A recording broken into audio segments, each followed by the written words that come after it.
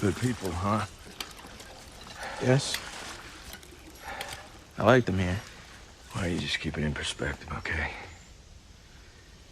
I don't need to tell you, but you can't trust anybody but family. As good as they seem. Just don't forget that, okay?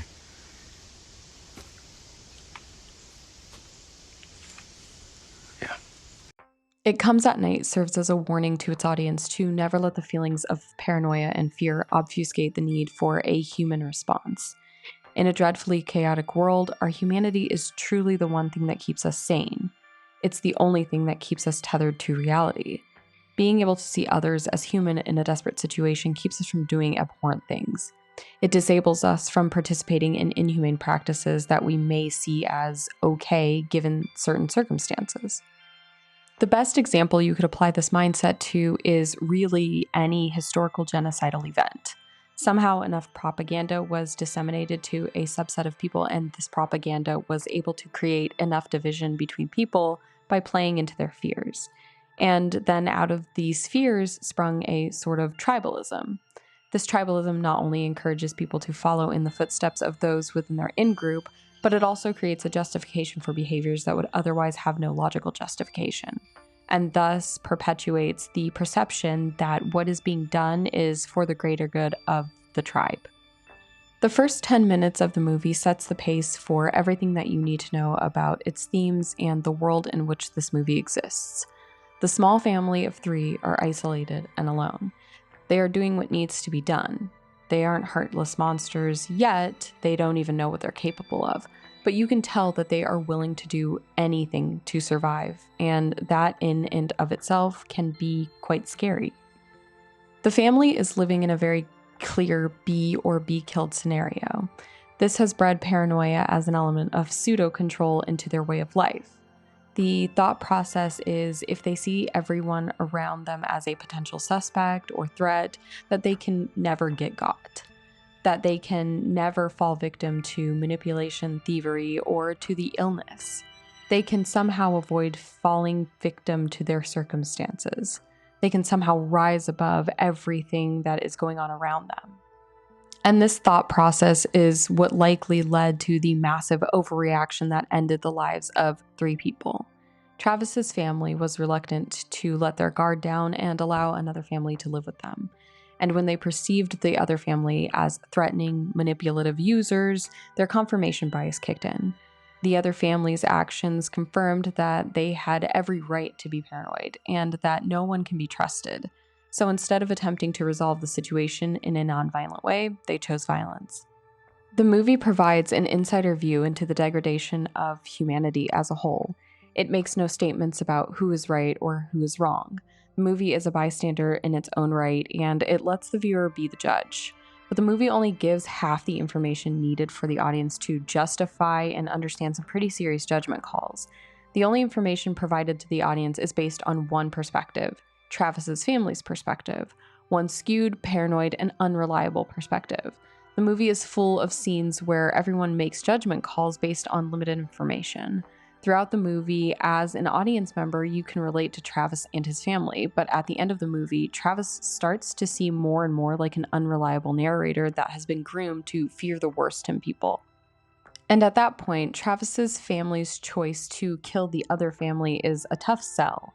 Thus far, the movie has done an excellent job of humanizing all of its characters.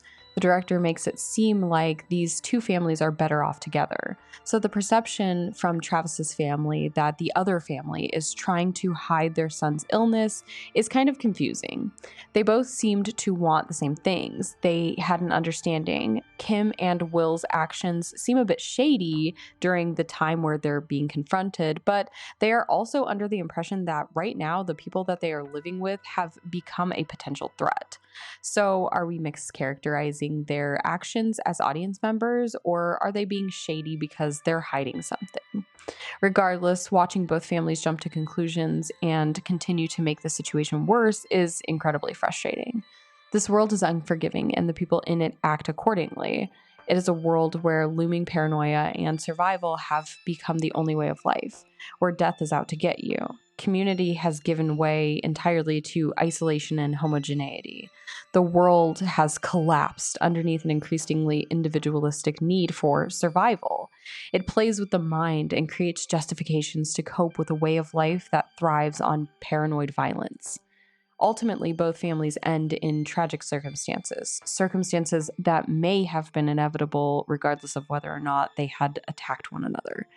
As an audience member, the ending just leaves you feeling bleak. Speaking of bleak, one thing I found particularly fascinating about this movie was that it chose to do away with a child. That's quite unusual for a popular movie shown in theaters. There's almost a guarantee when you see a child in a horror film that the child will live. No matter what the circumstances, the child always lives. And I'm not sure if this is because it's too hard for audience to grasp the concept of a child's death, or if it's a choice that Hollywood just made a long time ago, but consistently throughout the horror genre, if there is a child involved, they will somehow make it through whatever's going on. I truly feel that this is a detriment to horror films, to be honest. Not that I want to see children done away with, but I do think the constant cliche predictability of a child living through the most heinous shit is annoying. It begs the question of why even include the child in the first place. And you could say that children are sometimes used as motivational plot points, and that's fair, but the overuse of this plot point is cheap and overdone in my opinion. It Comes at Night subverted my expectations on whether or not the child would end up living, and I appreciated the nuanced take. It honestly made it all the more horrifying when it ended up happening the way that it did, because I wasn't expecting it. Now, I know this may not technically be considered a horror movie, but the marketing made it seem as if it was, and that's how I'm going to reference the movie from now on. So within the framework of a horror film, this is out of the norm. The constant moral ambiguity of this movie really came to a head toward the end of the movie with the scene where Paul shoots Andrew and Kim.